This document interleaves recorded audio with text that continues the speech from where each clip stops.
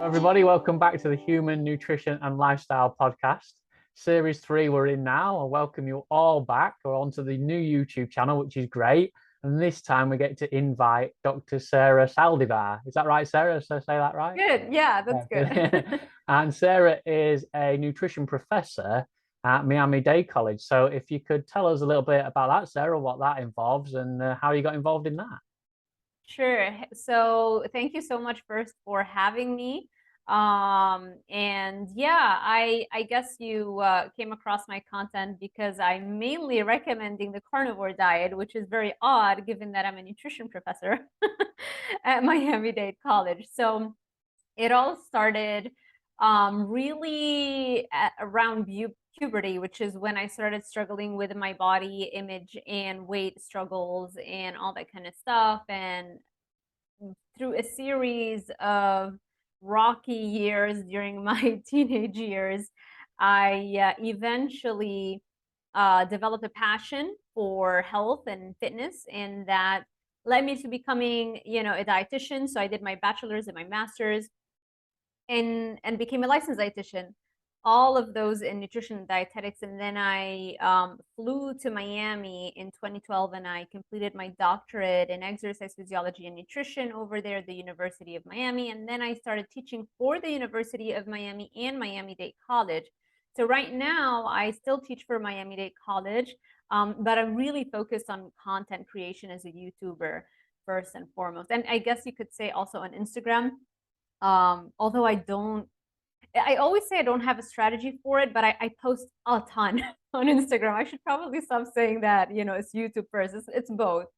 So I mean, there's so much to unpack, but Let's start with perhaps if we can start with your training. So you was trained as a nutritionalist. So tell us a little bit Mhm. about that. What sort of training did you have? Yeah, so the reason that I got into nutrition is because I figured that that'll definitely fix any body image and weight issues that I have. And ironically, it took me further away from that because I was taking mainstream conventional nutrition, and information. So it was like very traditional. It was nothing about functional medicine, nothing about ancestral diets, all those things. Everything other than what the Academy of Nutrition and Dietetics was deemed a fad diet. Actually, to this day, they say basically that the one food that made us humans is a fad diet, and that they're frosted wheat flakes and the 3 cups of milk per day. That's health.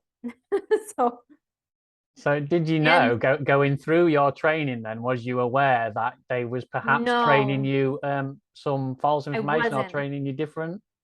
Yeah, so here's another important piece of the whole story is that I grew up in Lebanon and it wasn't an easy upbringing, and our financial status really was very difficult to navigate, especially around the time I became a teenager, which was like around the worst time that it could hit. Our finances went downhill.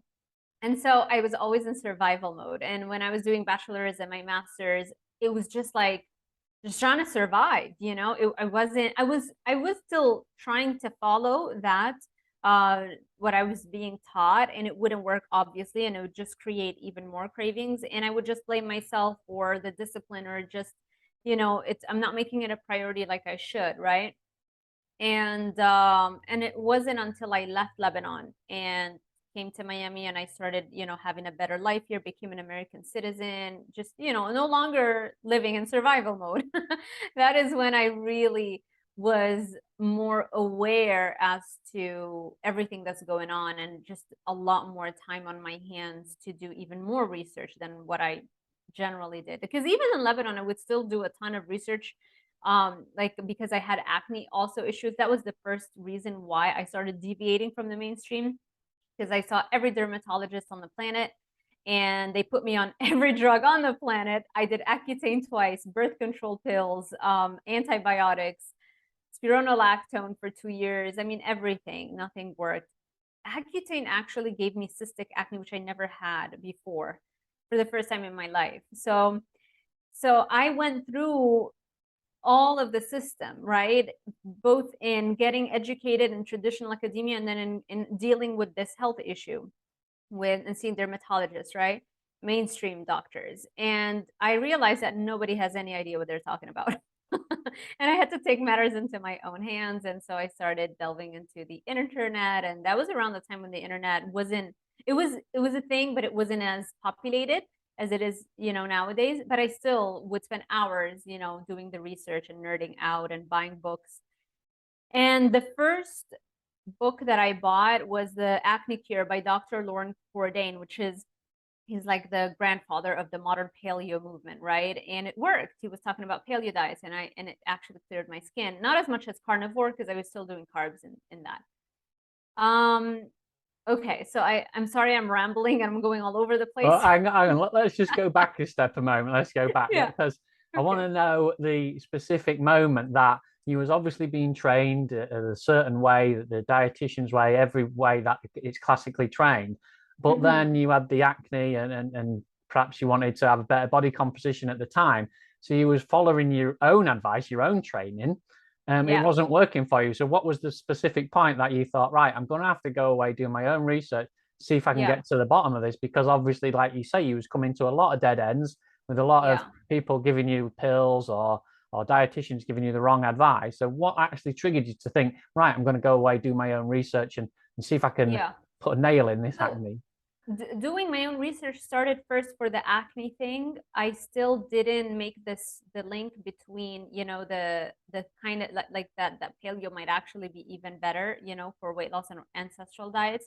I was still just really focused on skin, and I really believed that in the calories in, calories out model, for a very long time.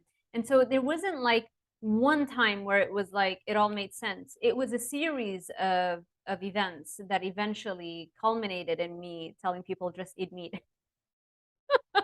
You see?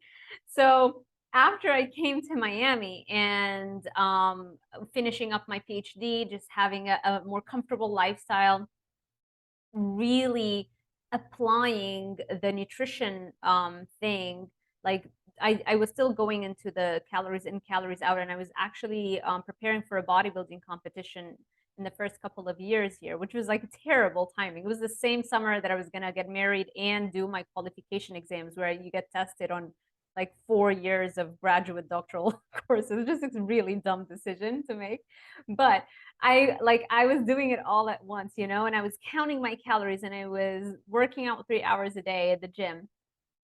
And eventually realized that, okay, now I'm paying attention. Everything I was taught, I'm paying attention to that really the way I'm supposed to. I'm doing everything I'm supposed to. And it's still very hard.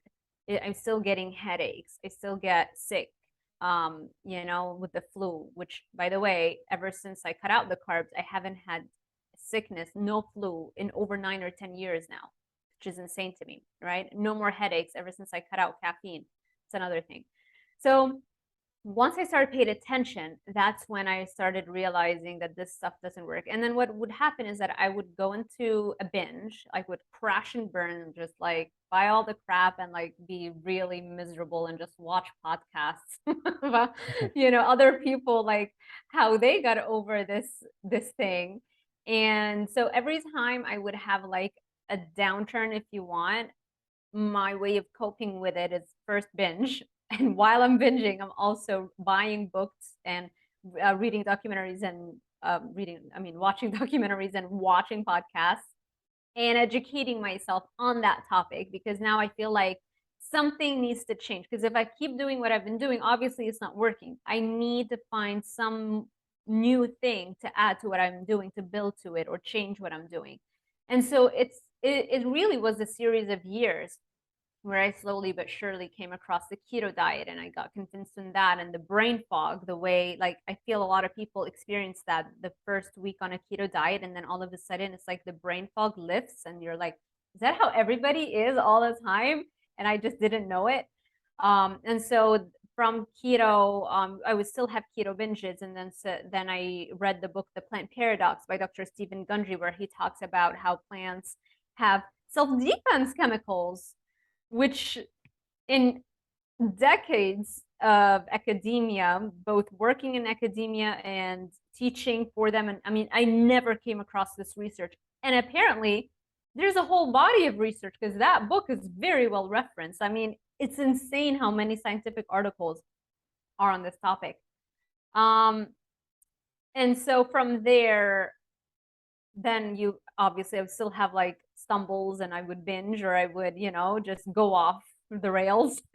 And throughout that period of time is when I learned, like, dove deeper into this whole idea that a carnivore diet is actually the species specific diet, the optimal human diet. And this is what humans ate for 99.99% of their existence when we did not have any modern diseases like cancer or heart disease. And funnily, now we're trying to blame those modern diseases on an ancient food, which really is an IQ test if anybody actually believes them. I love the way you say it there. I love the way you set it out because it's a total journey, and that's what it is. I've often referred to it as a ladder. You take one step at a time, and you work your way up the ladder. But it's always that first step. It's always those first few steps that people need to sort of realize that are the most important. Your first step was potentially educating yourself, going out there, finding out what all the science was, what all the back into certain different kinds of nutrition were. And lots of people do start with keto, but those first days, I know you said you went up and down and all over the place with it, but those first days, I think if you can explain to people how you make the change, because lots of people go out there and see people being carnivore, see people being keto, see people being paleo, and think, well, that's all right for them, but how do you get there? How do you do it? There's plenty of people out there now who are on the standard American diet, standard UK diet, full of carbs, full of processed food. How do they even begin to try out keto, paleo, and carnivore? Maybe you could explain a little bit about that. Sure. I actually have a YouTube video on my channel called How to Pull Yourself Out of Food Addiction and Sugar Addiction, something like that. It's very easy to find it. And in it, I tell you exactly what I've done in the past to pull myself out of, because when you're addicted or when you're following a standard American diet, in other words, you're addicted, it's very hard to take that first step, that brain fog, that like you just, it's so hard to start, because once you start building momentum, it becomes so much easier. But man, that first step is the hardest thing you're ever going to do. And for me, I've done that so many times that I perfected it, and which is why I filmed that quick little video on the topic, which is basically, don't go cold turkey unless you're psychologically, yourself and you know that you do best under those circumstances. Because some people can do that and it's actually easier for them to do it that way. Yourself. But if you're listening to this interview and you're interested in what I have to say, I feel like you're probably similar to me in the personality, in that cold turkey maybe doesn't work that well. And so you have to gradually get in there. But what I mean by gradually, I'm not talking about not seeing results. I'm talking going aggressively, but gradually at the same time. And let me explain. So foods are addictive for two main reasons: the sugar and carbohydrate content and the dopamine stimulating effect of them. Because of so many reasons, the way that they make them, they lead to a dopamine response. And it's that dopamine response that is the addictive it starts the whole addictive pathway, right? So there are two factors we want to target. We want to target the carbohydrate addiction, and we want to target our addiction to that external dopamine source. And so for that reason, I don't recommend people cut on both things at the same time. And so this is why I recommend going on a dirty keto phase, where you literally need almost no discipline, because you can have a keto pizza, you can have keto ice cream, you can have keto cookies, keto tortilla wraps. I mean, there's just no excuse for not doing that. Right? Right. It sounds very, very similar to the way I try and explain it to people, which is real food nutrition. Not straight away say about the carbs and the protein and the fats, because quite a lot of people don't understand what you're talking about when you start talking macros and micros and all kinds of things. Just say, look, target those real foods. Make smarter choices. What I'm all about. Just make those smarter choices in the beginning. swap out your junk food for a banana, an apple.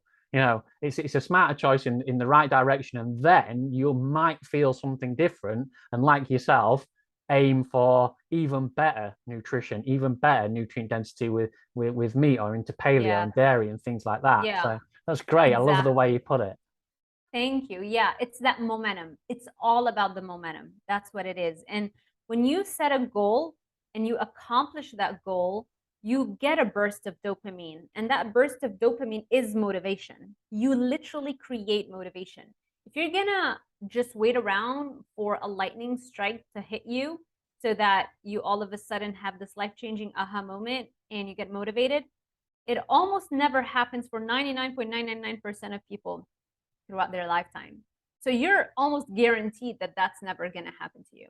So if you're listening to this and you're trying to wait, because I know I used to do that, like listen to all kinds of interviews and podcasts and wait to feel the energy to actually go to the gym, to actually clean up my diet. It doesn't work like that.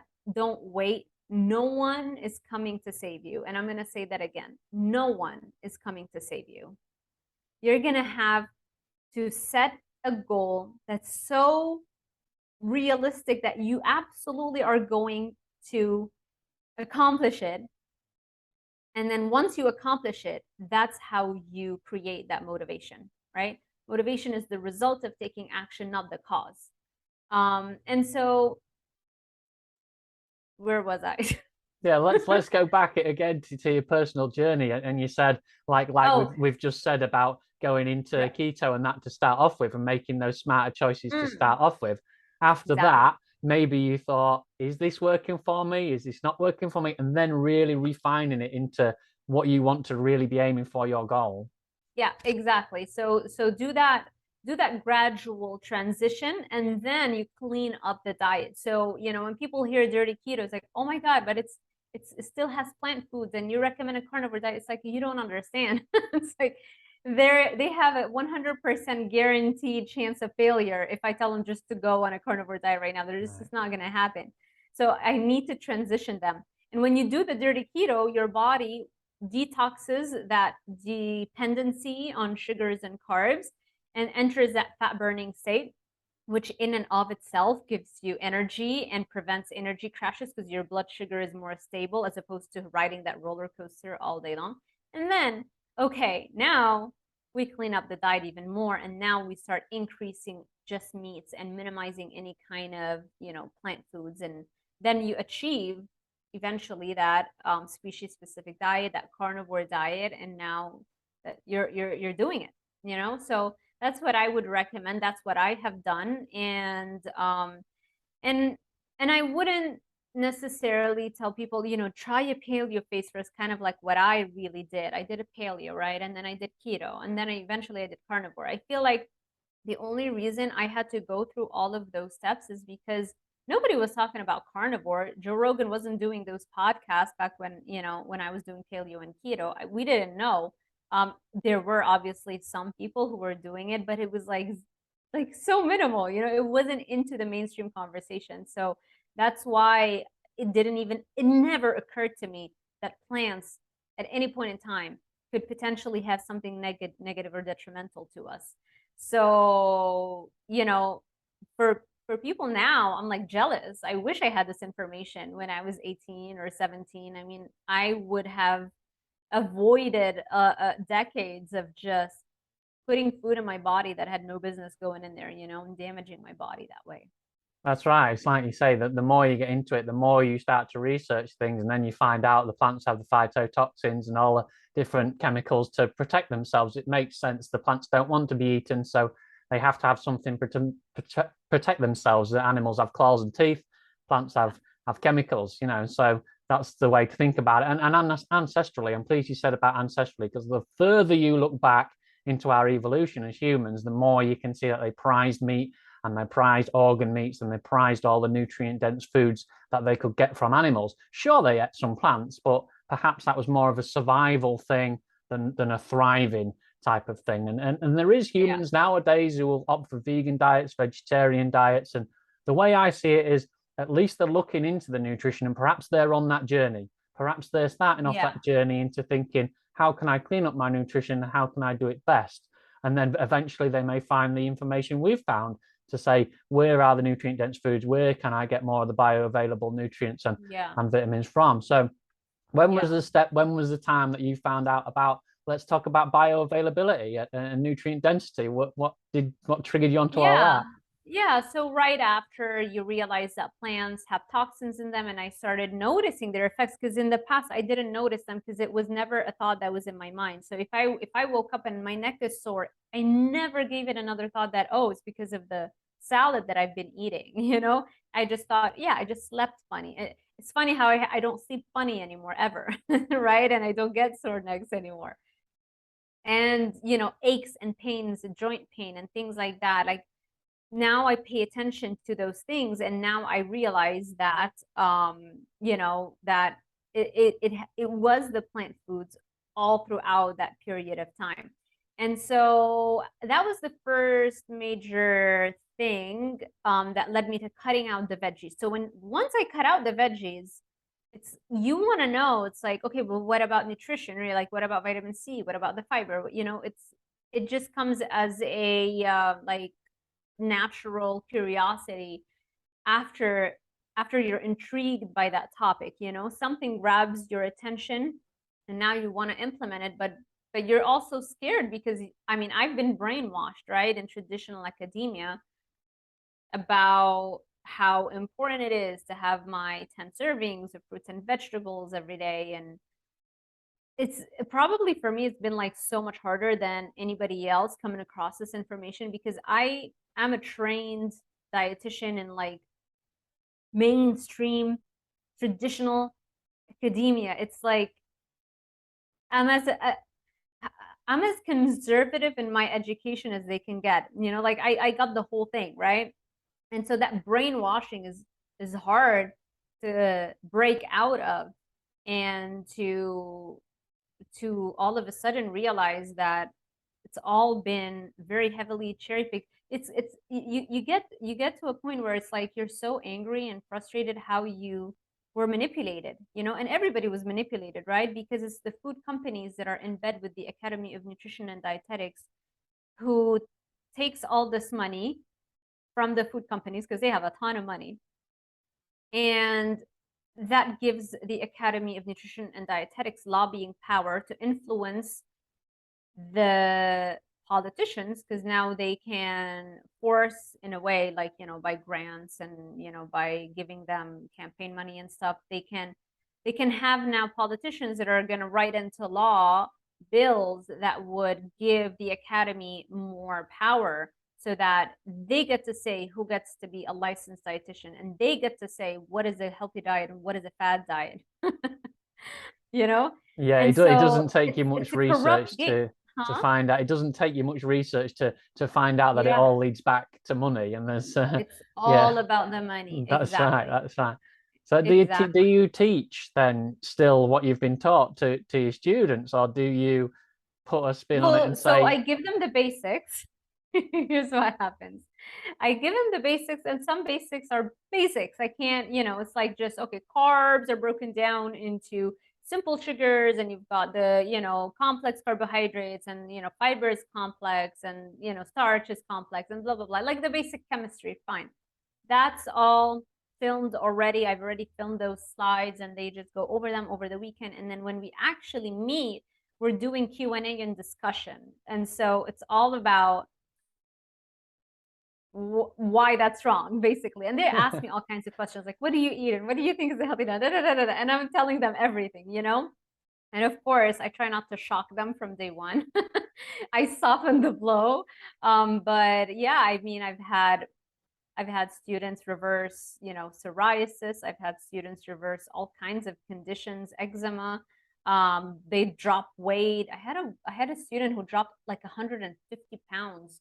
She reached out to me and she showed me, like, and she opened an Instagram account to share her transformation. And yeah, and I tell them, I'm so jealous of you kids, because I wish I had somebody when I was your age to just give me the right thing, because that's why I wanted to become a dietitian in the first place. I wanted to get fit and healthy and not have acne anymore, not have anxiety. That's what I wanted. And it was like the worst thing that I ever did because it just like pushed me away from it, you know?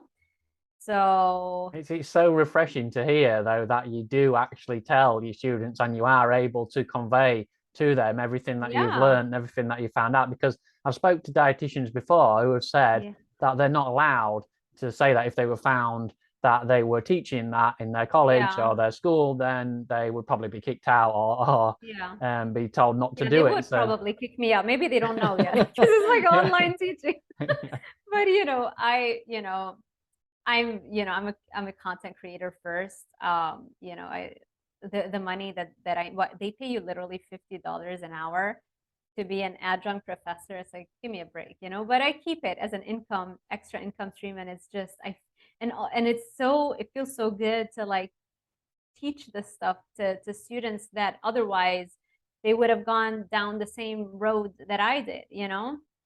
So I don't know I how think long I they, I can keep think, this up. yeah, I think they can tell as well. As soon as you Yeah. start teaching them, as soon as you start telling them what you've learned, I think they really grab onto the fact of your own evidence and your own experience, what you've gone through, and they just want to copy that and they just want to go for it and say, well, if it worked for you, then Yeah. I'll give it a go. At the end of the Yeah. day, lots of people that you speak to and lots of people that you come into contact with, if they just gave it a go, just gave it a try, and like we said at Yeah. the beginning, it's so hard to Yeah. take that first step.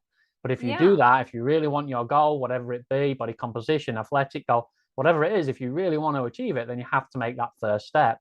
And having people like yourself around just to nudge people in the right direction, and that's the way to go. I'm so pleased you're doing that for people. Yeah. Thank you. I mean, I couldn't do anything else. I quit almost every job. I'm a very like independent personality, and this is why I think, the social media thing is so perfect for me. I'm allergic to authority. So I if I've had other universities, like I think what I was teaching at DeVry University for like they asked me for a few semesters and they were like on top of it, like, no, this is the stuff that you must Yeah, teach. yeah, So I literally just quit. I'm like, it's yeah. not worth the money Yeah, for that's me. what I've heard from other dietitians have said that you've got to teach this, and it obviously doesn't Yeah. last a few minutes Yeah, when they find out the truth. Uh, it's but true. but let's get into Yeah. your own nutrition lifestyle. You mentioned you carnivore now, so you went through all the different kinds of keto, paleo, and you've settled on carnivore, and that seems to be Yeah. working out for you. So is that what you do now? That you're very strict carnivore 7 Yeah. days a week, or do you I don't have like to say strict. fluctuations? There's no, I wouldn't say strict, but the goal is to be strict. Like I'll have a protein shake. Like right now, after this interview, I'm gonna go to the gym and I'm gonna take with me a protein shake, which is not strict carnivore. I mean, it is dairy based, but it's got, artificial flavors and sweeteners, so that wouldn't be optimal. And it depends, if I had, multiple sclerosis or any kind of autoimmune condition or rheumatoid arthritis, stuff like that, I would definitely not even touch anything else. But because I feel like I lack a strong enough purpose or reason to go even stricter, even though I know that that would be better, like for slowing down the aging process, not having leaky gut. Like I can list all of those reasons why it would be better, but I still do it. I still do the shakes. But other than that, yeah, it's just meat, eggs, like later dinner. So for example, this breakfast today was eggs and bacon, and then I'm gonna have the shakes, and then I'll have like two shakes because I have a lot of working out to do, and I'll just drink shakes in between and get them out of the way. And then I'll have another big meal, which is ground beef, some baby Swiss cheese, and I'm either gonna have the ground beef and the baby Swiss cheese, or I'm gonna have just ground beef, some eggs and bacon. I haven't decided yet, but that's pretty much it almost every day. Brilliant. I mean, you mentioned there that you're not 100% carnivore, and you said that potentially, if you was to go 100% carnivore, it would be better for you. But Yeah. I'm of the opinion that 100% anything is not better for anybody. I always aim at the 90 to 95% scale because I say to people, look, all right, nutrition and lifestyle go together. They are not individual things. So you can't have 100% lifestyle and you can't have 100% nutrition. Yes, on paper, perhaps you would be able to alleviate all kinds of different symptoms, if you, especially if you're suffering from something. And there is going to be the minority of people which it would benefit more than others. Right. But taking your general person with your general goal of weight loss or athletic ability, then if you can nail down that 90 to 95%, then I think Yeah. you've smashed it You're there. golden. You've smashed Yeah. it there, yeah. Because you Yeah. have to, everybody knows there are things in your lifestyle. You have to go out for meals, you have to meet friends, you have to, you Right. sometimes have to do things that you potentially don't really want to do. But if you've got the Yeah. 90%, then you're there. So yeah, you're better than 99.99% of the people around you. If you're just doing 90% animal based, I mean, yeah. Because a lot of people get like they freak out. It's like, what about seasonings? Can I put spices and seasonings? Do I have to stop my coffee in the morning? It's like you can still do all those things. You don't have to be so rigid. Now, again, if there is a clear reason for why we need to be rigid, then that's different. And for those people, it's easier for them to not even think twice about that cup of coffee or the spice because it's like, I've got MS and I've got to figure this out. So, having a strong, clear purpose can really make it easier to do a strict carnivore. But yeah, I think it's important. That's why I always shy away from saying, oh, strict carnivore, because when I share my truth, it allows the people that reach out to me to work with me as clients or as students, like, everybody kind of like, they relaxed and it's like, okay, I can do that, and yeah, like we're all, even people who are like, who have hundreds and hundreds of thousands of followers that are experts on carnivore diets, they're still doing, the Gatorade, they're still doing the artificial sweeteners, they're still having the piece of cake for their, kid's birthday. And they're not going to shout it out of the rooftops, but I always ask them in the interviews, it's like, make it a point. It's like, see, take a chill pill, everybody. You have not reversed everything, all the benefits you've received from eating 90% animal based, just because you had a cake on the weekend. It's fine. The that's problem right. Yeah, that's happens if absolutely you right. spiral. Yeah. Huh? Yeah, that's absolutely right. Yeah, you got the nail on the head. Yeah, I mean, if somebody's telling you that they're doing something, whatever it is in their life, 100% they are not. They are lying to you Right. because you just can't do it as human beings. I don't think we're Right. physically capable of doing it. Like you say, unless you can maybe do it for a short period of time.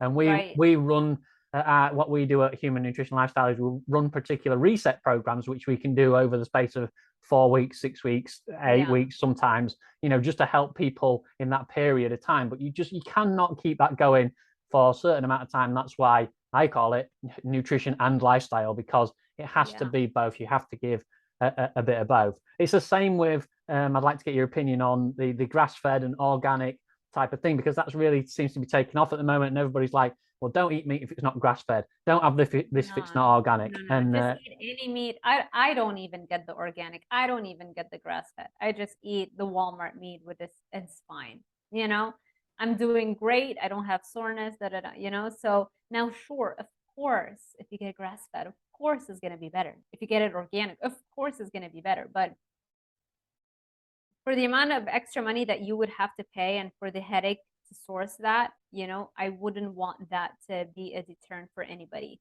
You're still going to get 99% of the benefits. Just get your hands on any kind of meat that you can get your hands on and you'll be fine. And do you incorporate things like organ meats into your nutrition? What? Do you incorporate organ meats like liver and Oh, heart and organ kidneys? supplements. No, I don't. I used to do organ liver, like chopped liver, but that was when I was doing keto, and I would do like a bed of sautéed caramelized onion on top to cover the taste because I hated the taste so much. And now that I don't do plants, I don't do that, and so just supplements. And even that I don't think is necessary. I just do it just to like top off any potential nutrient deficiencies I ever had accumulated in the past. Yeah, I think that's great. If you really can't stomach it, then there is some super. They are called supplements. I'll put that in air quotes, but it is real food. Now, if you find the right ones, all they Right. do is they grind it down and just Yeah, put it into a nice little capsule for you. exactly. They're And the not even capsules, supplements if that's you right. want. Yeah. Yeah, that's true. Yeah, so it's still Yeah, real food, and your body will still get all the nutrient density from it. So my wife's one of true. them. She just can't stomach it. She can't stomach the liver and the heart. I make pate for me and the boys, and they Mm. love it, but she can't really stomach it, so we just She get her the doesn't like the capsules. taste of the pate. No, not really. I have made it before where I've made it really, really weak, just put little bits of liver in it, which is still great. You're still getting Yeah. nutrient density, but it tends to be too weak for us. And then I have to make all different kind of one pot for her, one pot for us. Right. So instead, she just prefers to take the liver supplements daily. Yeah. So that's fine by me. She's aware, and we're all aware that she's still getting the nutrients that she requires. And she's breastfeeding at the moment, so that's brilliant to get plenty of nutrition from those into her as well. So that's great. Yeah. And go leading on then into your carnivore type of lifestyle. You said that you go to the gym a lot and you do some athletics. Yes. So don't people I say to you, or have you come across the fact Yeah. that people say to you, well, you go to the gym, don't you need carbs for that? Don't you need supplements for You don't, that? because what supplement would you potentially need to go to the gym? For example, give me an example, Yeah, right? people often say energy drinks, don't they? Or like energy gels, or you need Mm. energy bars. You need these supplements to get the best out of your body. That's what you'll come across. And some people will say, I can't go to the gym without my bottle of Gatorade, without my Right. electrolyte sugary drink. I can't do it. I'll do So electrolytes. yeah. I do that, although I know that even if I didn't, I would still be fine. I just do it because I run a lot and I sweat a lot. And our modern water supply isn't, and also food supply is not as rich in minerals as our ancestors' supply was. And so I like, just based off of that, I just feel maybe it's a placebo effect. I'm not sure. Just feel like it's better when I keep my electrolyte levels higher. So I'll do that. But with regards to stimulants, I know how commonly used they are. And for me, a stimulant means caffeine or something similar to that, which for me also means headaches. So when I reintroduce caffeine, then that means I'm gonna prepare myself for it. And every time your body is withdrawing from that last stimulant you had, you enter that withdrawal phase where now you have energy crashes and you have cravings for more caffeine or sugary foods. And for me, I would add also headaches. And so if I'm having every day that, it's like a cycle where, there's a high, after every high, there's a low, right? It's like you go up and you crash, you go up and you crash. And now I just, my energy levels are like constant. And so it would make zero sense. I'm not even ever tempted, to go back and put any kind of caffeine in my body. I haven't drank caffeine in like 10 months, more than 10 months. What about carbs? Do people say you need carbs to train? Have you heard that one when you've been at the Say gym? that again. What's that? Carbohydrates. A lot Oh, of people carbs. say that Oh, you say you can't train. people still say I that. see. I'm an endurance athlete. Okay, I do triathlons. So Right. people will say, how can you run? How can you bike? How can you swim without any carbohydrates? Okay, or Because you little have carbohydrates. because carbohydrates is not your only energy source. You have an actually better energy source, which is fat, right? Now, if you are completely dependent on carbohydrates all your life and then you decide to cut out carbs and run a marathon the next day, yeah, it's not going to happen. But what you want to do is understand how the body shifts its energy metabolism away from a dependency on sugar and towards fat-based metabolism. Now, if you're an athlete, I recommend that you do that shift in the off season. So that means taking 3 months and doing that shift, going keto, taking out all the carbs, allowing your body to run on fats. And the reason why it's 3 months is because that's the amount of time it takes for your performance level to go back up to where it was before you made that switch. The cool thing is that after those 3 months, so you started keto here, you dropped in your fitness performance, it drops a little bit and then it goes back at around like the 2 weeks, it starts to go back up again, and then it goes back up at the 3 month where you were. The great thing with that is that now you keep exceeding.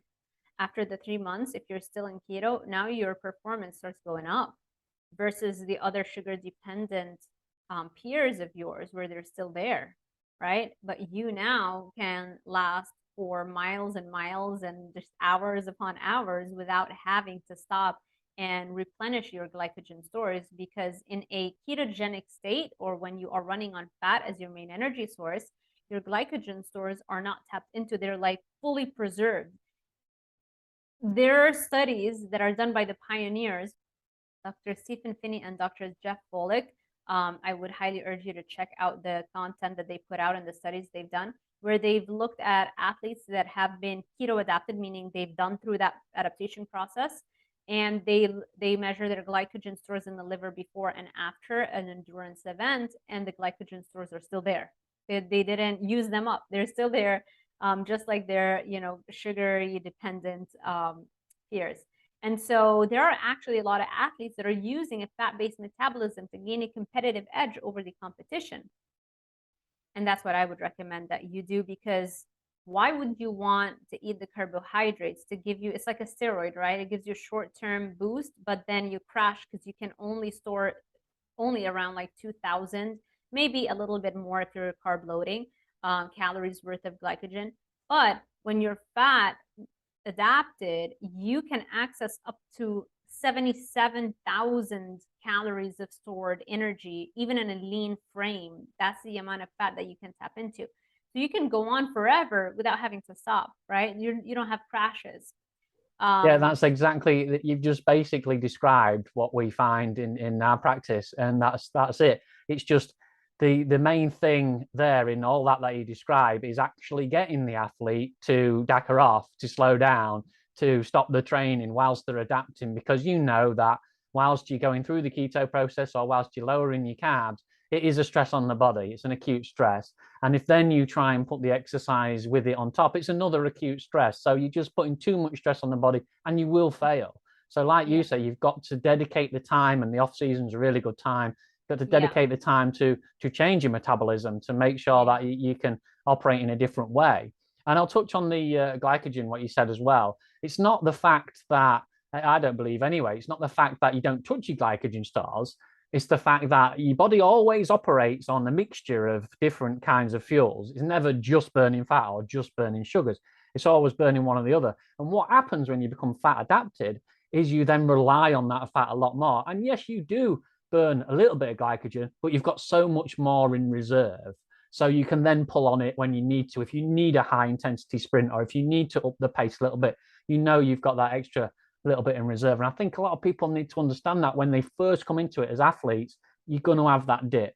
That whatever you do, you're going to have to back off your training, and you're going to have that dip. There's no doubt about it. But you will come out the other side, and as you perfectly explained, you will shoot through the roof afterwards, which is brilliant. I love the way that you said it, and I was just smiling all the way through that. Yeah, it's true. This is what happened to Timothy Noakes, the exercise physiology professor. He's retired now from South Africa, one of like the most well-known researchers in the world in our field. He was doing the carb loading, and he was doing the marathons. He was doing all that, and teaching it at the university and applying it and thinking he's following all the dietary guidelines. And then in his 40s, he gets diagnosed with type 2 diabetes. And so now he's a carnivore without diabetes. So, and that's another cool thing to draw attention to, is like how everybody who is plant-based eventually gets to carnivore and all the symptoms go away. But I have yet to heard of one carnivore who had some issue and then fixed it with a plant-based diet. It has never happened. Isn't that No, that's right. Yeah, it's never happened. I think that's great. It brings us back round to what we were saying at the start of the journey that you go on and the ladder process. And it's nice of us, and I hope people who are watching this realize that we respect what you're doing out there. If you are vegan, if you are vegetarian, I respect your choice there, but perhaps you're just starting off on your journey, and we are here to help you, and we're here to educate you on maybe you can take another step. Maybe it's be helpful to try something else. So I love the way you give you also a little bit of a warning, because I wish somebody had mentioned this information to me, because I was plant-based. I believed in that. I had all the salads, I had all the fruits, I had all the beans, the rice and beans, and and it was a very plant heavy diet. and it was like the worst health that I ever had, the worst health, worst acne, worst, weight struggles, everything, anxiety, the list goes on. So it's important to be aware, because here's the thing. A lot of people come from a standard American diet, and most of the blogs, most of the influencers, most of the mainstream narrative is that eat plants, right? Plant-based is the narrative that's being pushed. And so, okay, you want to get healthier. A vegan diet seems very healthy, or a plant-based diet. So everybody starts eating more plants. And for a lot of people, when you take out the junk and you just eat real food that doesn't have artificial sweeteners and preservatives and stuff, you're going to feel better, because you're also probably working out and doing all these other things. And that might work for a little period of time. And this is where people get hooked. It's like, okay, that's it, plant-based, vegan. I felt so good in those first few weeks. It's got to be the right answer. But then the barrage of plant toxins day in and day out kick in. And eventually, this is why you see just the rates of autoimmune diseases diagnosed goes up tremendously after, well, for some people right away, but most people it takes like 3, 4, 6 years is a very common timeline. And then they have ulcerative colitis, or they have pain, gut pain every time they eat, or gas and bloating. That's not normal. You should not have any gas and any bloating after any meal. Yes. That's not normal. That's the only thing this is happening is because you're eating foods humans have no business eating, and those are plant foods, as opposed to your species specific diet, which is animal foods.